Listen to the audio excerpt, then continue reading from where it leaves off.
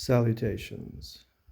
On my way here, I was thinking about the awesomeness of free speech in a society in which free speech is part of the Constitution, and in a society that, second to awesomeness, to free speech is the right to carry a means to defend yourself. I mean, a taser, pepper spray, I don't know, a revolver.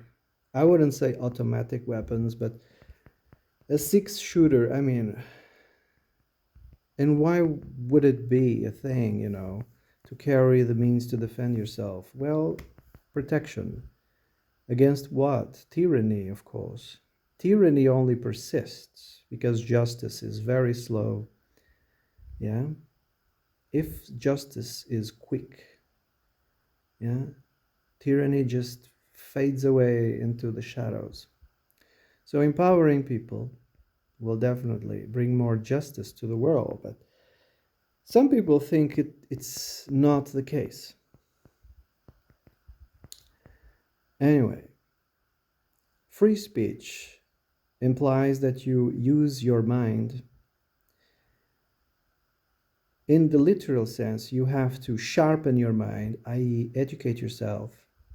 Do not indoctrinate it, obviously, but educate yourself, sharpen your mind so that you analyze the information that you're reading or listening and act accordingly. You see, in a free speech society, you have to do it. You have to go through the bullshit. There will be a lot of bullshit. There's going to be a lot of people, muddying the waters. But that's also part of free speech because you are able to speak the truth and also lies. You are able to use all the logical fallacies imaginable in order to bamboozle others. It's up to you to sharpen your mind and do not get bamboozled by the emotionality, for instance.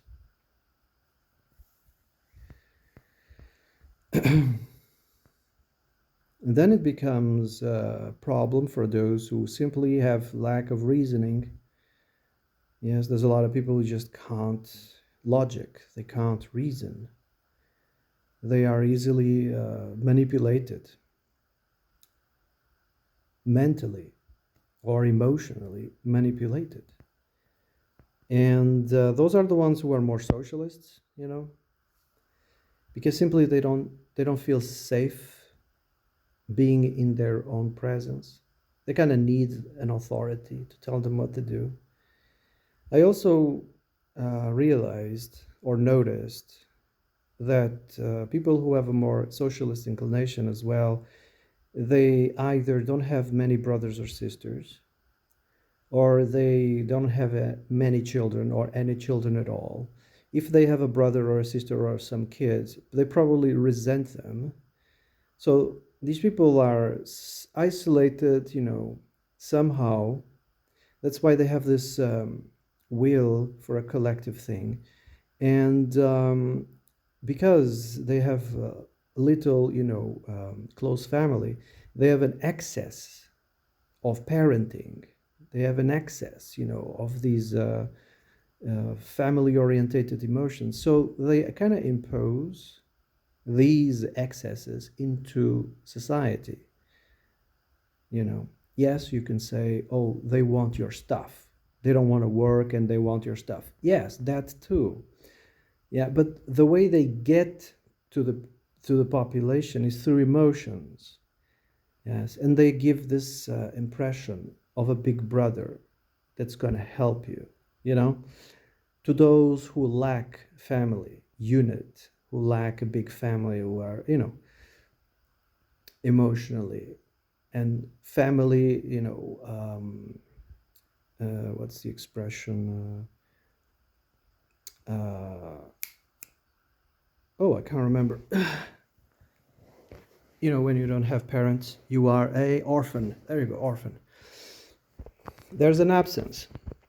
So they will be attracted to that feeling of the overprotecting, big brother, so to speak, you see.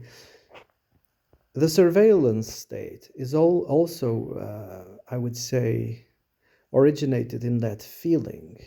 You see, they want to be the big brother protecting everybody. And if everybody is surveilled, they can act more quickly, you see. Don't worry, big brother is here to help you. You could also say it's a double-edged sword, because at the same time, if everybody is surveilled, they can manipulate you. And then enters the dark triads of psychology, right? The psychopaths. They have too much power after, if it becomes a surveillance state, they have too much power. They get the imbeciles by saying it's going to become an overprotective big brother. You don't have to worry about anything at all anymore. But at the same time, it becomes, because ultimate power corrupts, you see. Power corrupts, ultimate power corrupts even further. Yeah. How do they get into power? Well, they kind of manipulate people's emotions. And they have this a very conniving way of empowering the disturbed. The disturbed often are the ones who speak the loudest, the ones who seek more attention and validation. So they will empower them and silence, or try to silence everybody. But if you live in a society of free speech, that is easily destroyed, That's why free speech is almost the last line of defense. The right to bear arms, the way the protection was already destroyed in many places, but free speech still holds. When free speech, is no longer allowed, that's when, tyranny, just settles. You have to have the right to speak your mind. Even if it's jargon, even if it's bullshit, you have the right to speak and say how, intelligent you are or how stupid you are. You have the right to open your mouth and say. It's up to the listener, to the others, to interpret it, to use their mind, yes, to brace through the information. So you have the right to make a fool of yourself, and you have the right to, speak facts, logic, and wisdom. Yeah? So, well, I'm old now, you see. I'm old and I'm chained to this continent, West Asia, i.e. Europe. If I was 18, I would probably grab a bag with a change of clothes and I would try my luck in a different continent, you see.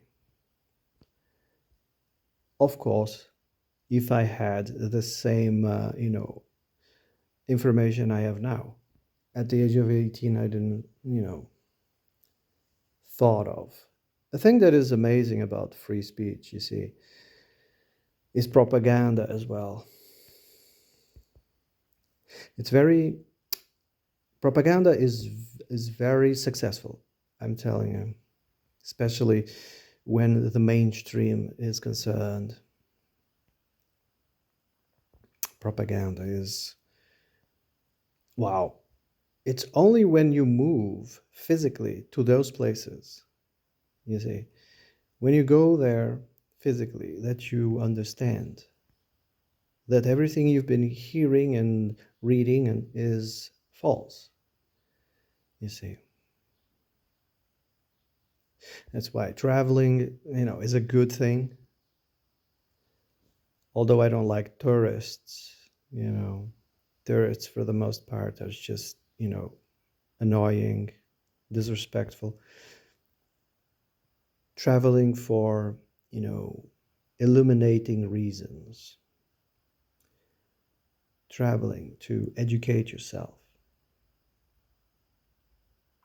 And that also, of course, means that you have to empathize and spiritually connect with the cultures that you visit, things that the tourists don't do. They are highly, highly disrespectful tourists.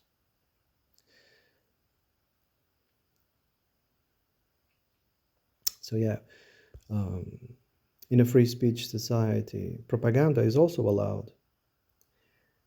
But then again, if you are properly educated, propaganda has little, hold over people.